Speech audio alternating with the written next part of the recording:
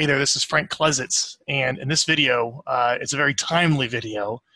You're going to learn why it's incredibly so important for you to start taking the building of your database, the people you've met, and putting them on a list and communicating with them regularly, ideally with video like this so people get to know you, so you can stay in business and remain competitive with so much money, like billions and billions and billions of dollars, competing against you as a real estate agent to take your commission, whether it's discounters coming in like Redfin or it's disruptors that are coming in to just buy the home.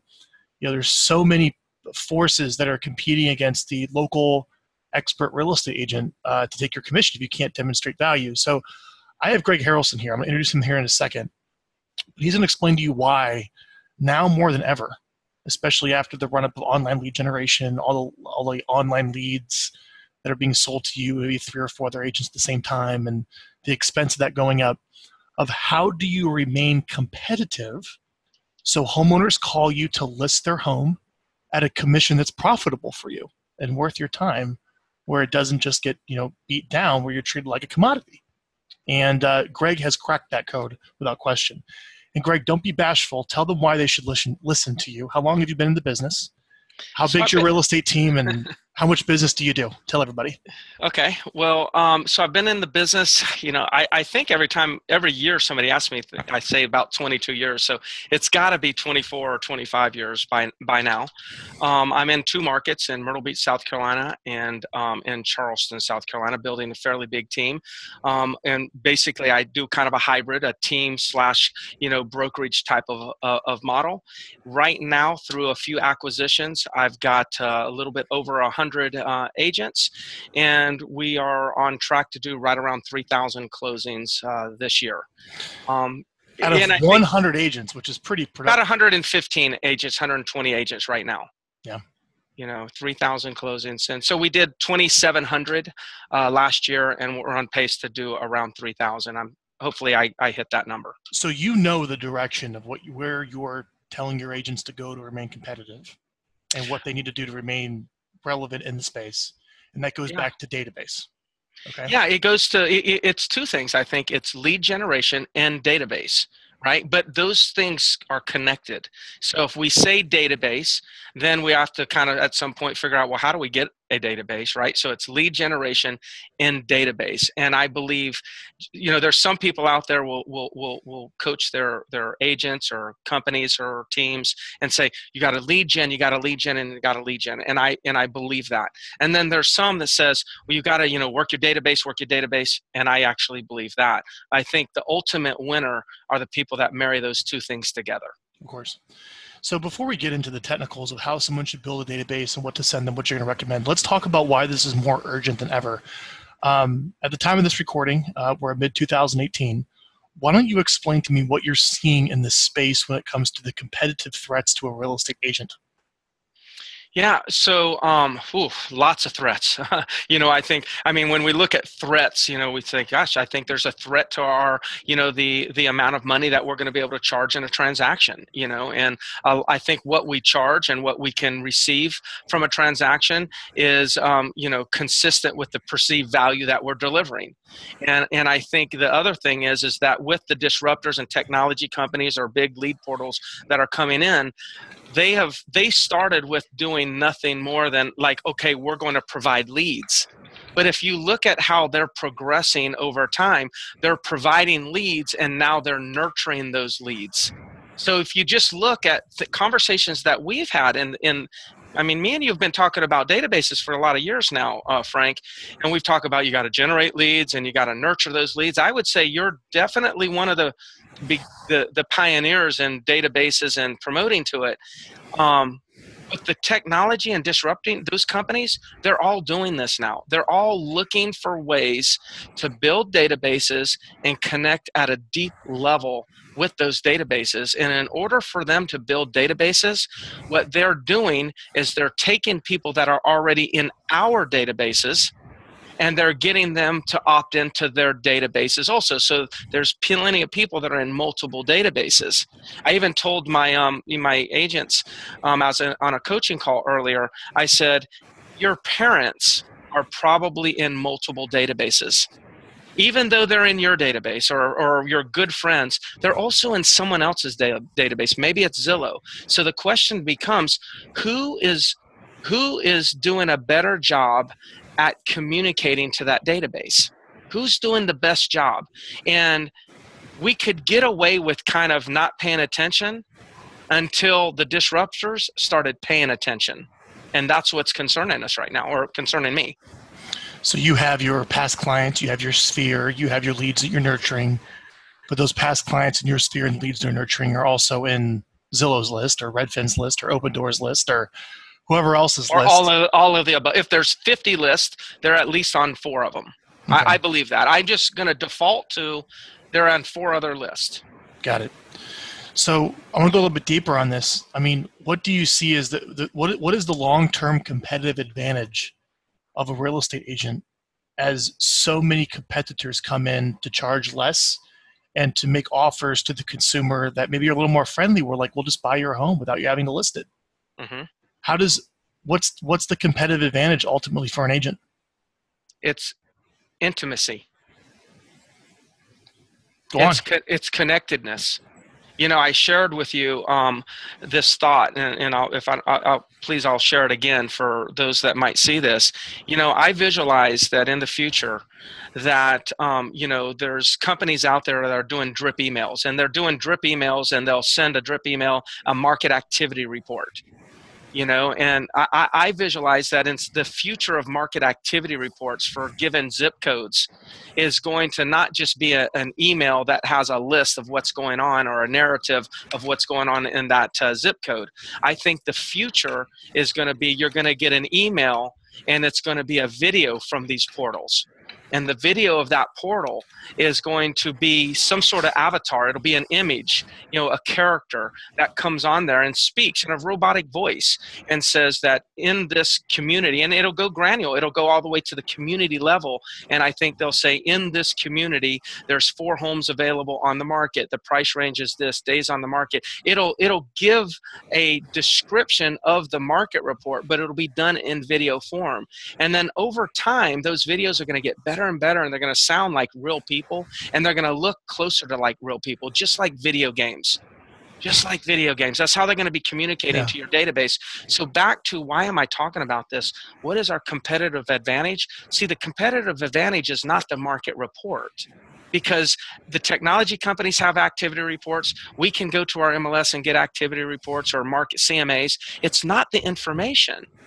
It's going to be the delivery. And it's not going to be the delivery, because it'll probably be in video. It'll probably be email or whatever it may be. Like the delivery will all probably have equal opportunity to deliver the message in the same way. We'll all have equal opportunity to deliver the same content. So what's the competitive advantage? The competitive advantage, and I wrote this as soon as we started this video, because I haven't seen you for a while, Frank, and when we've had a long relationship, and I'm like, you know, if Frank just opened up, sent me an email and said what he just said on the beginning of this video, it wouldn't nearly matter to me or feel as good as it feels when I'm actually looking at your face right now, Frank. I'm sitting here, like if we were to just do this over chat, my experience in connectedness to you inside of this one conversation would not be there. But because this video, I'm seeing you, I feel like I'm connected at a deeper level, and I think that's our competitive advantage, is the darn video. I know that's simple, but it's one thing that the competition's not going to be able to take from me is my face and my lips moving with the same words coming out of my mouth in that sequence. That's good. They won't be able to. I don't think that's going to be possible. Is it because of my face? Okay. So look, the ultimate competitive advantage is the relationship and the feeling you give your list. And I'll just jump in. Me and you went to business mastery at Tony Robbins. Yeah. Remember when he went around the room and everyone held up the purse of all the women? Yes. And I remember that. Basically made fun of everyone. It's the same darn thing. Yeah. Kind of like, let's say, an agent, but there's just disproportional amounts of money being paid because you're creating a feeling for somebody. That's why you buy the fashion. It's a feeling, right? Same thing with shoes. Same thing with surfboards in San Diego, Yeah. right? Same thing with Yeah. golf clubs. But it's that feeling that you create with the consumer that they'll pay more money because they just want to work with you to make them feel more safe. And there's Yeah. more of a connection. Yeah, and I'm going to give you one more kind of analogy, and this kind of touches at home for me, and it's something that touched me a couple months ago, and I haven't been able to let it go. And that is, when technology first came out, let's just say smartphones and iPads and things like that. We were really proud, or maybe some people can relate to this. Is like you got your child either an iPad or a phone, and it was kind of a nice moment, right? And that you were gifting them some sort of technology, and you were empowering them with a tool that they could do some things with. And then over time, what ended up happening is they got addicted to it. And the parents didn't do anything about it. And the reason why the parents didn't do anything about it is because we allowed technology to start babysitting our kids. So we didn't want them to be in screenagers. We didn't want them to be on the screen all the time. Screenagers? Okay. Screenagers. Yeah, it's good, Craig. Yeah. No, I didn't coin that. I think there's a book out there called Screenagers. We didn't want them to be addicted to it, but it became convenient for the parents for them to always use it. And then we got mad at them when we thought they were using it too much, but then we let them use it a lot more when it was convenient to us. Now, why the world am I talking about this? We're doing the same thing with technology in our databases. We are just going ahead and throwing our databases in a CRM, and we're doing a drip email to them as if we're feeling like we're doing our job and we're like providing to our database. But the reality is we're taking the easy way out and just setting up a drip and thinking like they're being taken care of. But all we're doing is like, okay, we check that off the list. Now, in both of these scenarios, here's what was lost. And here's what I think is becoming desired again, is we lost intimate connection in the kids section, in the kids conversation. We lost sitting down together at the dinner table. We started texting each other and saying, hey, the food's ready, come down. And they came down and they went back up. See, that we used that, we lost connection. And in order to get the connection, what do we have to do? We had to take that back out of their hands. And then all of a sudden they whined a little bit, but then they realized that they missed it too. See, as we start advancing and get further away from intimate connection, we start to desire it that much more. And we did the same thing with our databases. And it's time to pull back, slow down, create videos like this, communicate. And not just videos, there's other things that we've got to do to win the game in the end. But this video is the one way that we can connect to each other. And that's going to be the hardest thing for disruptors to take away from us, is intimate connection. So I said that word multiple times because I want it to be hammered in to our industry that is a competitive advantage. And I mean intimate. Yeah, I don't think there's any way besides, like I joked before, a hologram to actually be in front of someone online to create that connection to the screen. So there's a different feeling when you take them offline, which for many of us, in order to be able to get the phone call and to get someone to spend time with us, we have to connect with them online. So they allow us to connect offline with the way the business is done. Yeah. Right? Yes. So are there anything else that you want to share before we get into some of the technical recommendations of how you would go about building a database and communicating with it, about the competitive threats to a real estate agent? So the long-term competitive advantage for an agent is the intimacy and the connection with their list. Yes. And video is one of the main drivers of that online, so you can take it offline. Yes. Any other competitive threats that you see in an agent that you see coming down that we want to protect your agents from, so they're positioned against everyone competing against them? Another, I think a threat of, it's the way that we generate leads and build our database, where we're buying so many leads. I think that's a threat. And I think, and I full disclosure, there are a portion of leads that I do purchase, so I understand that, but it's a very small portion of the overall volume of leads that we deal with. But I think that ratio for a lot of people is out of balance, where people are really saying, okay, I'm going to come in here, I'm going to buy X amount of leads per zip code from some portal. They get all those leads, and that becomes their only means of building a database. And so what ends up happening is what they're really doing is they're buying leads for now business, business, but they're also buying the same leads that are in somebody else's database, let's just say one of the portals, and the portals are going to work those and continue to resell them depending on how you go in and out of your purchasing, with that one organization. So the threat is how we're building our databases right now. I think that we need to at least allocate a certain portion of our time to building our databases organically, or we could find ourselves in a bind. I think it comes down to, again, lead generation and then the way that we manage our databases. There's so many threats going on. There's so many threats going on. You got these companies that are buying properties, right? And they first started off saying, I'm just going to buy properties in, as a portal, Zillow, whatever it is, because that's a great way to generate listing leads. I mean, when they go into the market to buy property, they're going to be buying listing leads. And so the more agents allow other companies to nurture to their databases because it's easier, then the more control you're giving those companies.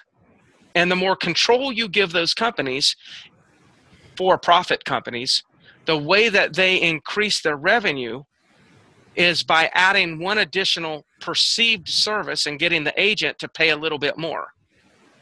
Ultimately, the cost of doing a transaction, the cost of lead acquisition is going through the roof right now because agents are not living up to their responsibilities of taking care of their databases. So the threat is our profit per deal is definitely going down. Now, somebody that's going to say, yeah, but the average commission split has not changed over the years. I didn't say commission split. Who cares about the commission split?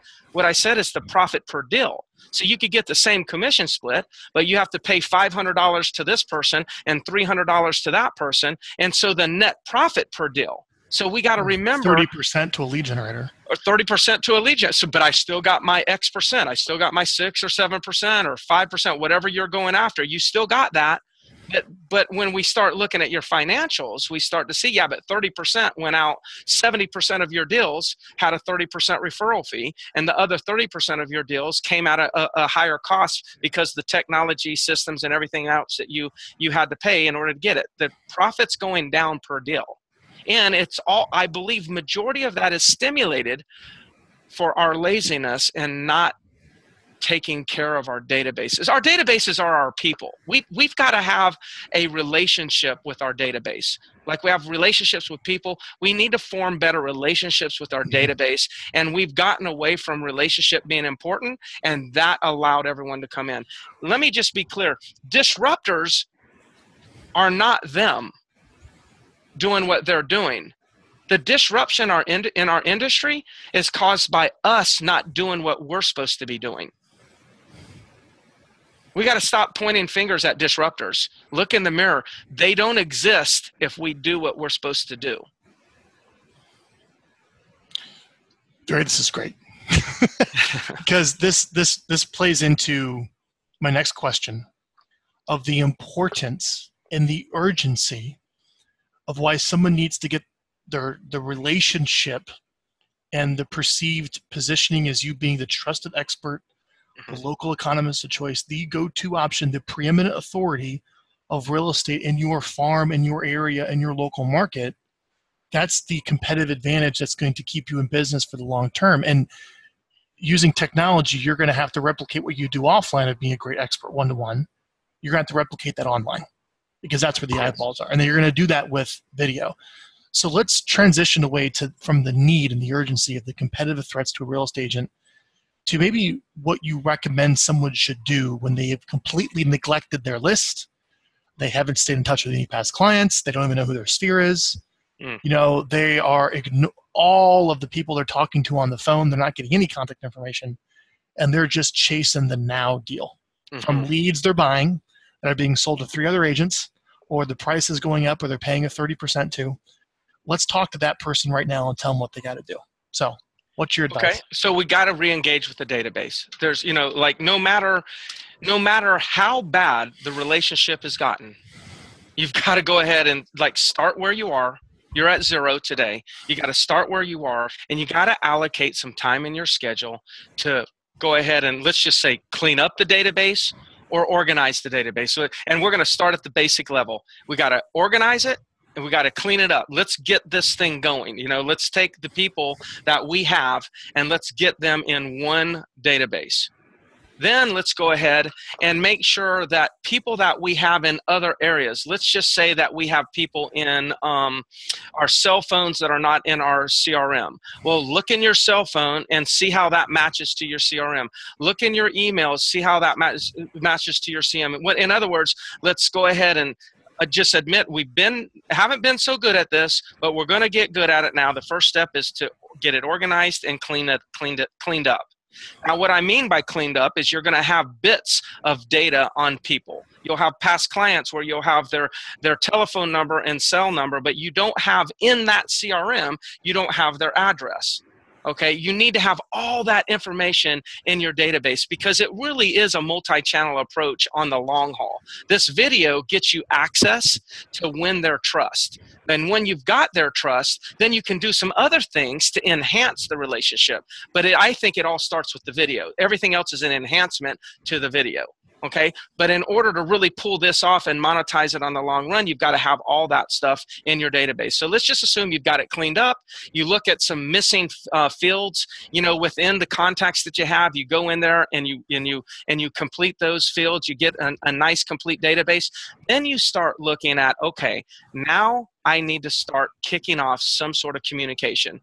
I wouldn't be on this video with you and doing this with you, Frank, if I didn't believe in your service and video itself, and you know, and the service that you provide agents. I just be on here. You're welcome. So what you got to do then is once you've got your database, you want to first kick off video communication to your database. I happen to, you know, agree with you. 2 times a month is probably that level of point of diminishing returns. Yes, there's a point where it's just too much or too little. So I think that 2 a month is a great time, is a great frequency. Now, once you've got that kicked off, then what you got to do is you got to start looking at, now that I've got this thing running, it may be running on a small database, but it's running. The key is get it all cleaned up, get the videos going to whatever size the database is right now. Get it going, start. Then go and say, okay, now I'm going to have a goal to increase the database by X amount of people per month. Now choose a number. It could be 50, it could be 5, it could be 100, it could be crazy like I would probably do and say it's got to be 500 this month. Okay, then once I create the goal, then you're going to have to ask yourself, where can I get that many people that I would even want to be receiving my videos? So let's just say, for instance, I wanted to add 100 people that were documented property owners in a given community or in a given area in my market. Well, I could go and I could, you know, start reaching out to them through telephone calls. Maybe you do some Facebook ads and try to reach out to that particular audience. However you feel comfortable doing it, you would start building it community or area, you know, one at a time, and start building that. Now all of a sudden you say, this month I added 100. Next month you added 100. Next month you added 100. So you've got to have some sort of means or generation strategy to increase the database, because if you don't add to your database, every month your database shrinks, right? People like change their email address or something, it shrinks. If you're not adding to it, this is really, if you're not growing it, it's dying. It never stays at that exact number. People drop out of your database for one reason or another. So I would say clean it up, fill in the gaps, and then create some sort of strategy for building the size of it. Those are just the basic things that you've got to do. You know, you put together one of the things we give our clients here at Viral, Greg. Mm-hmm. Can you see this? I can. So in order to attract, not chase, you start out, attract, not chase, you actually make a list of all your past clients. Let's see if I got that there. You make a list of your past clients. You make a list of the people in your sphere. You make a list of all the people you've met. You start sending them 2 helpful videos a month. I also recommend a piece of direct mail every single month. That's not going to get taken away from you or legislated out like you see Facebook happening and can't target certain people, right? And then maybe call the people that are watching your videos, right? Yeah. And that's how you reconnect with that Met list. Mm-hmm. And then you also said on here a little bit is pick a target market. Go after it. Ask people to subscribe. I think that's really key. Like on the back of this, let's talk about that. On the back of this little card I have here, I have attempts, contacts, subscribers, appointments. That subscriber thing is very important because a lot of people make the contact and just go for the appointment, and they don't ask permission to stay in touch by getting the contact information. Go a little bit deeper on that because your office speaks to Lord knows how many people a week. Yeah, right? Thousands. But they're asking thousands. They're saying, "Hey, it was great talking to you. What's your best contact information?" Yes. Yeah. Share that and how you led that, and how many people you're adding to your list to stay in touch through your communications.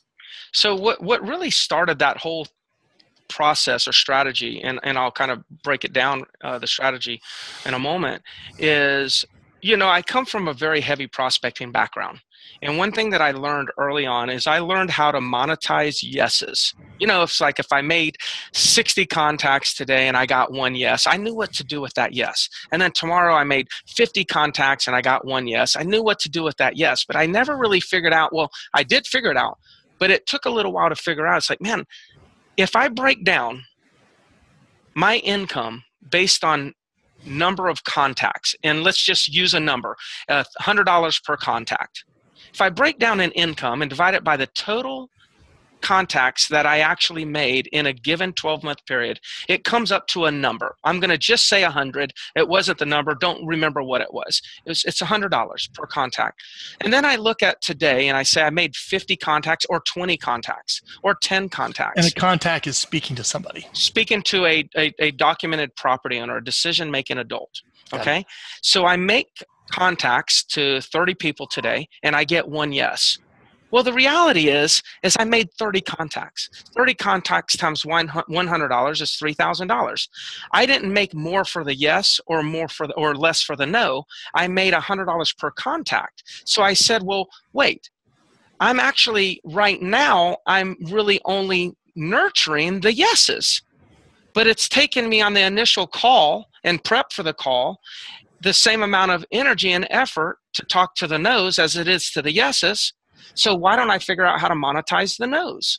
So while I'm searching for the yes, I started saying and coaching my agents to say, Frank, I really appreciate the time. I can appreciate that you're not thinking about selling your property in XYZ community. You may not know, or you may know that a lot of the owners, a lot of the neighbors in the community have requested that I keep them up to date as to what's going on in XYZ community. And I just want to make sure you're getting that same information. What's the best email for you? And then you would give me their email. And then I'd put them in my database. And then I would nurture them, provide value, videos, connect, intimate connection with them. And all of a sudden, I would forget who they were 6 months or a year or 2 years later. But apparently, they didn't forget who I was because I was communicating them by video for so many years. And then I would just get the call or email and say, hey, I'm thinking about selling now. Can you come list my property? See, that's what's in it here. That's what we've got to do. That's what our competition is doing with our database. The question is, are you doing it? Listen, if the people that listen to this just start doing what I just said, all that's going to do is put you at a level playing field against your competition right now. We're talking about the worst thing we need to be thinking right now is how to beat these guys. We need to be thinking, and how do we compete with these guys? And when we start competing, then we can have conversations about beating. But right now, most agents are not even competing good enough to monetize their databases. That's great. What else do you want to share with the audience? What do you have there in your notes? I am looking down on my notes. I definitely look down. We talked about it. This is a pick on a word here. We talk about remaining competitive. Correct. And what I want to do, and I'm competitive, and that resonates very well with me. But I want to just add another word to this. It's right now. Competitive is about the business. We got to remain competitive so we can continue to grow our business. But on the agent to the consumer relationship, They don't care about how competitive we are. We got to be thinking about relevance. It's how relevant you are. So in the business, it's all about, how competitive you are. But in the relationship with your database, it's how relevant you are. It's one of my good friends, Rick Davidson, former CEO of Century 21. I did a podcast with him one time, and the title of that was The Race to Relevance. And I'm like, man, that really stuck with me. And for some reason, it's coming back in this conversation. Other than that, I've got, we could probably talk for hours on this subject. I know you and we kind of geek out on this database conversation a lot. No, it's true. I wanted to do this interview for you because there is the question, is the agent relevant? Yes. And everyone's trying to marginalize the agent where they would have cut the agent out. Yes. And there's a lot of competitive threats of all these unique selling propositions around the agent. And when you look at it rationally, why do you have an agent? We have to understand human beings aren't rational. It's one of the biggest decisions of their lives every, 7 years or so. Mm-hmm. They want to get into that other home in that area for their kids in their school, and they want to sell their current home, and they want someone who they can feel can trust and protect them through the process. And that's that intimacy and why you're able to charge the premium. Mm-hmm. Now, I don't think a seller is going to hire you, Greg, because you have a 162-point checklist and your competitor has a 158-point checklist. And since your checklist is 162 points, they're going to use you. No, I don't think Absolutely. It works that way. I agree 100%. Right? Agree. Yeah.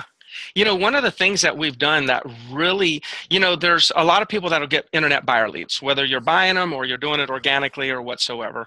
You get all these internet buyer leads. And this is a tip. Anybody who listens to this video should do this immediately. We would have you get that internet lead and we would call them. And let's just say that we call them within 1 minute. We're doing as good as we can. Call them within 1 minute and we get a voicemail.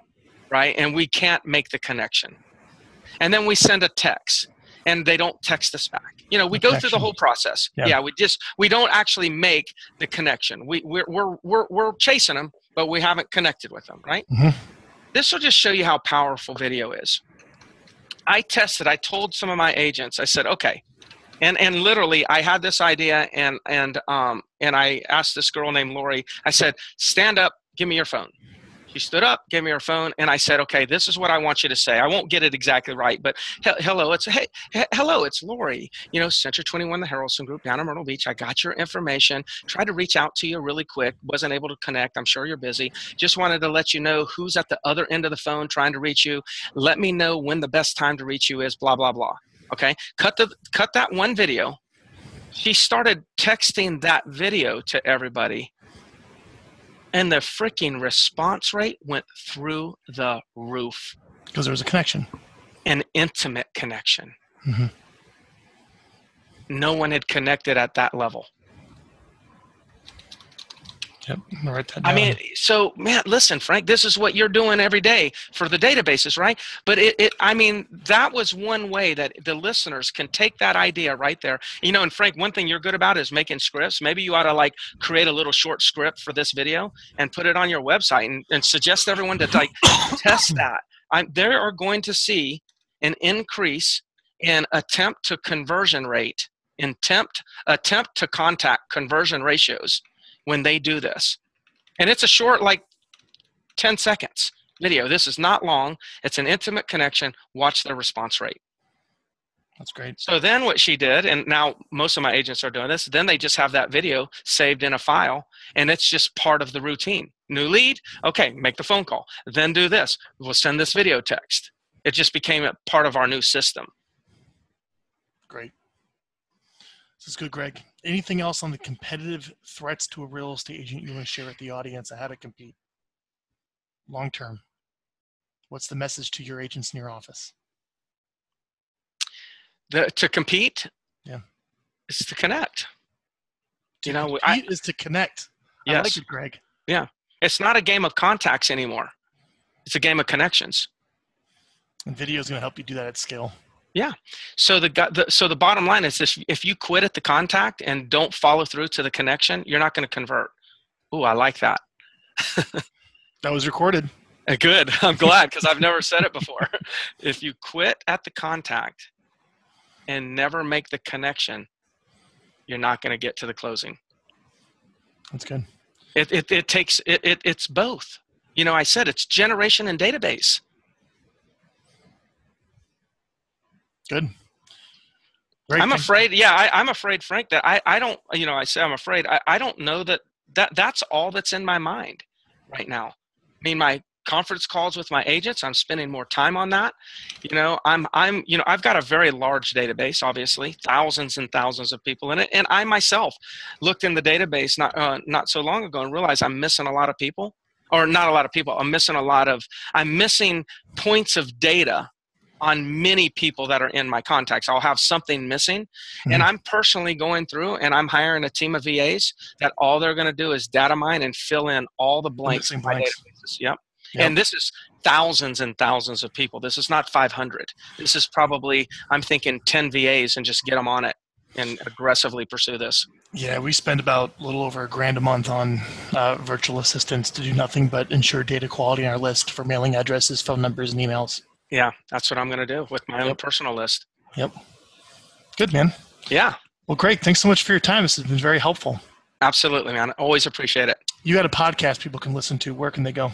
Yeah, just iTunes or whatever, Stitcher, I think it is. I can't remember what the Android people do, but it's the Level Up Podcast. Just look for Level Up Podcast in their podcast app, and you'll find us. Great. Thanks, Greg. Yeah, man.